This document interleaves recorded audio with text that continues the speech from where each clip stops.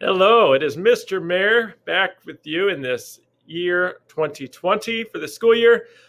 Today, I wanted to talk to you about some of the Rebecca Caudill books. So, even though you may not be here at the school, I still want to highlight these books. And these are a fantastic mix of fiction and nonfiction, graphic novels, prose. There's all kinds of things that we would love for you to read and be exposed to.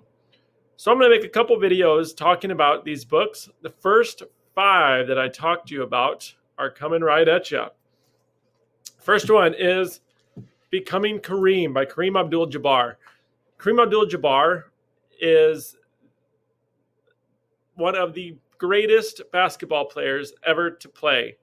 But at one time, he was born with the name Lou Alcindor. And he was just another kid from New York. And with all the usual problems, he struggled to fit in. He had a strict father that he was always trying to please. He had this huge fear of talking in public. He was pretty shy, which made him feel socially awkward. But he had this great talent for basketball. And he had great coaches and supporters along the way. He was able to transform from this kind of shy, awkward kid to, like I said, one of the greatest basketball players ever to live. He dealt with a huge amount of racism. And as he grew up and learned about himself and learned about what was going on in the world, he became an activist and decided that he had a voice and he wanted to speak up for the injustices that he saw. And throughout his life, he became more and more active in speaking up for social change and advancement. Fantastic book. I knew a little bit about Kareem Abdul-Jabbar before, but this book shed so much more that I didn't know about his life, his basketball career, and his, all that he did to change the world. Great book, especially if you love nonfiction and sports. The next one is also nonfiction. It is called 12 Days in May.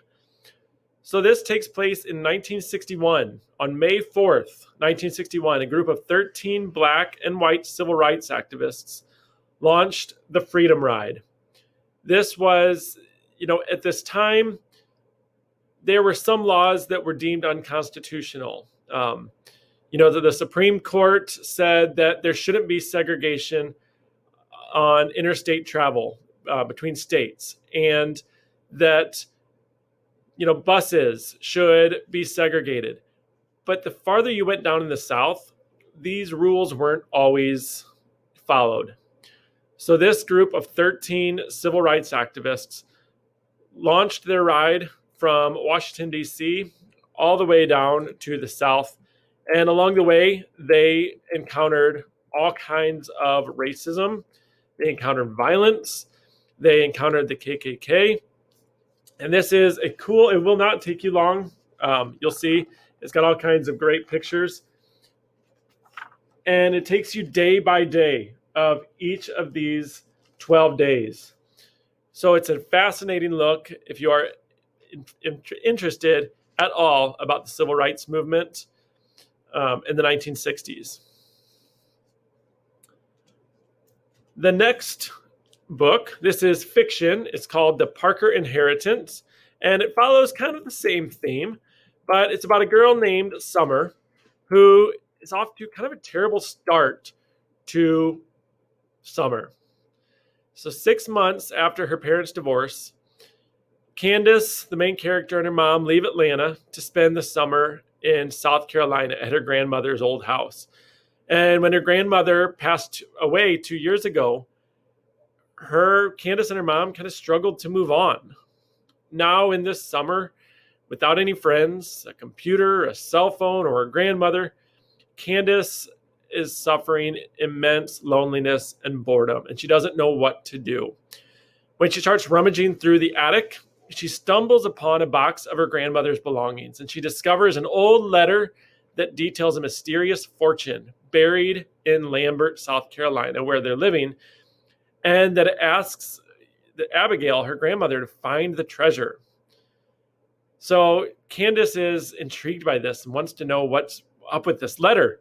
So she befriends this shy, kind of nerdy kid next door, Brandon, and they begin investigating the clues. And each new revelation, each new thing they find out, uncovers this long history of racism and tension in this small town, and how one family threatened the black-white status quo of the time. So there's lots of mystery, lots of kind of history in this book. I think you'll like this one. Next book is A Good Kind of Trouble. This is about 12-year-old Shayla, and Shayla doesn't like trouble. She likes to just follow the rules and stay under the radar.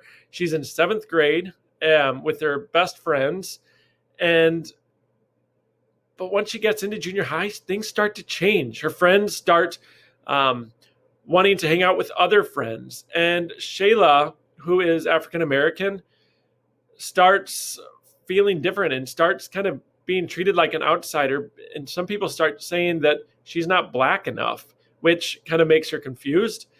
And her older sister, Hannah, is involved in the Black Lives Matter group and starts talking about the injustices that, African Americans are facing. And Shayla is torn. But when she goes to a Black Lives Matter protest, she sees kind of what they're talking about, and she's interested and intrigued. So she starts wearing a Black Lives Matter armband. And when she starts doing that, she starts getting treated differently by people at school, including her friends and her teachers and the administration. And she's scared to do the wrong thing, but maybe even more scared to do the right thing, which she knows what it is in her heart. But if she doesn't face her fear, she'll be forever tripping over the next hurdle.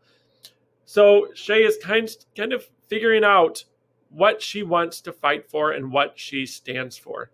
If you liked The Hate You Give or books like that, this is a good one to read. And the last one I'm going to talk to you today about is called New Kid. And a lot of you have read this one before. It is a graphic novel. It's about 7th grader Jordan Banks, who loves art and wants to go to this art school, but in his neighborhood. But his parents think that, oh, you're smart enough. There's this great private school we're going to send you to. Except when they send him to this private school, Jordan quickly finds out that he is about one of 4 African-American students in the whole school. And again, he's treated differently because he's the new kid, because he looks different. And Jordan quickly finds out that he feels like he is having to play 2 different roles.